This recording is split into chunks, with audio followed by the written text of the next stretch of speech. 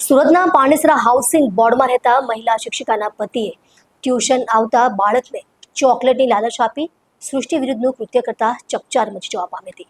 બાળકના પરિવારે પોલીસને જાણ કરતા ધરપકડ કરવામાં આવી હતી. પાંડેસરા ગુજરાત હાઉસિંગ બોર્ડ સંતોષનગરમાં રહેતા મહિલા શિક્ષિકાના ઘરે ટ્યુશને આવતા 11 વર્ષીય તરુણને ચોકલેટ બતાવી બાથરૂમ પાસે બોલાવી શિક્ષિકાના આધેડ પતિ દ્વારા સૃષ્ટિ વિરુદ્ધનું કૃત્ય કરવામાં આવ્યું છે, જે મામલે પાંડેસરા પોલીસ દ્વારા તેની ધરપકડ કરવામાં આવી છે.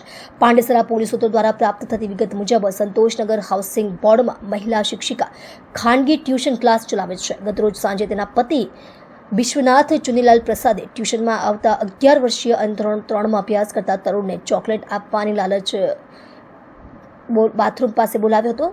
બાદમાં તેની સાથે સૃષ્ટિ વિરુદ્ધનું કૃત્ય કર્યું હતું. તે સમયે ડરના કારણે તરુણ ચૂપ રહી ગયો હતો. દરમિયાન ગતરોજ ગુદામાર્ગે દુખાવો ઉપડતા સારવાર માટે તેને લઈ જતા તેણે સમગ્ર હકીકત જણાવી હતી, જે આધારે તેના પિતા દ્વારા ગતરોજ પાંડેસરા પોલીસ મથકમાં ફરિયાદ આપતા પોલીસે આરોપીની ધરપકડ કરી હતી.